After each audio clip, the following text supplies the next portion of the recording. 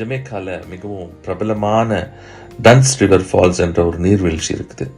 அதுல ஏறுவது மிகவும் மகிழ்ச்சிகரமான அனுபவமா இருக்கும். வலுவழுப்பான பாறைகள், அதுக்கு நடுவுல நீர் புரண்டு கடல்ல ஓடி போய் கலக்கும். இந்த பாறைகள்ல ஏறும்பொழுது மிகவும் ஜாக்கிரதையா ஏறணும். அதுல ஒரு சவாலும் இருக்கிறது. மேலே ஏறும்போது அந்த வலுவழுப்பான பாறைகள் வழியா நீர் வழிந்து கொண்டே இருக்கும். அப்படி வரும்பொழுது அது ஒரு ஸ்லிப்பரி சர்ஃபேஸாவே இருக்கும். அதனால பத்திரமா மேலே ஏறணும். ஒரு முறை பார்வை குறைபாடுள்ள JW என்ற ஒரு நண்பர் அதுல ஏறுறதுக்கு முயற்சி செய்யறாரு.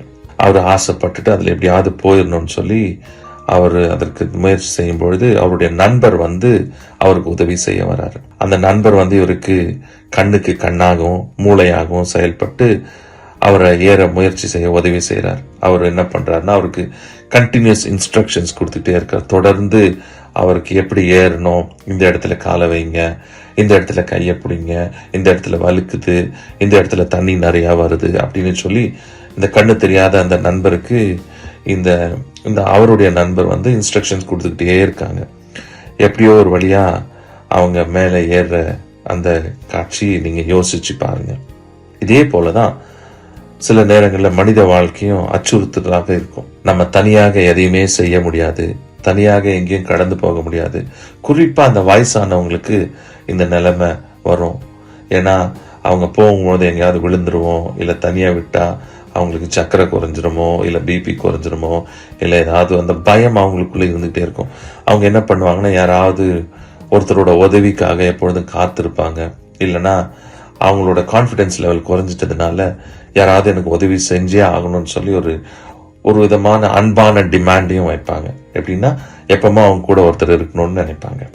இதே போலதான் அந்த காட்சிகளையும் அந்த மனிதன் ஏறினதையும் அந்த வயசானவங்களையும் நீங்க யோசிச்சு பாருங்க. சங்கீதம் 32:8 இப்படி சொல்லுது, நான் உனக்கு போதித்து நீ நடக்க வேண்டிய வழியை உனக்கு காட்டுவேன், உன் மேல் என் கண்ணை வைத்து உனக்கு ஆலோசனை சொல்லுவேன்னு நம்முடைய தேவன் சொல்றாங்க. ஒவ்வொரு நாளும் அவருடைய கண்கள் நம் மீது வைத்து நம்மை பாதுகாக்கிறாரு. இந்த நாளும் அதே போலதான் அவர் நம்ம பாதுகாத்தார். சமாதானத்தோடு காலையில இருந்து இந்த வினாடி வரையிலும் கழிக்க உதவி செய்தார். அப்படியே அந்த சமாதானத்தின் தேவன் நம்மோடு இருக்கிறாருன்னு சொல்லி அந்த நம்பிக்கையோடு ஒரு நல்ல ஒரு ஜெபத்தை பண்ணிட்டு சமாதானமா தூங்குங்க. புதிய நாள்ல கடவுள் உங்களை நிச்சயமா வழி நடத்துவார். தேவன் உங்களை ஆசீர்வதிப்பார். சமாதானத்தோட தூங்குங்க, சந்தோஷத்தோட இருந்துருங்க. Have a good night. Bye.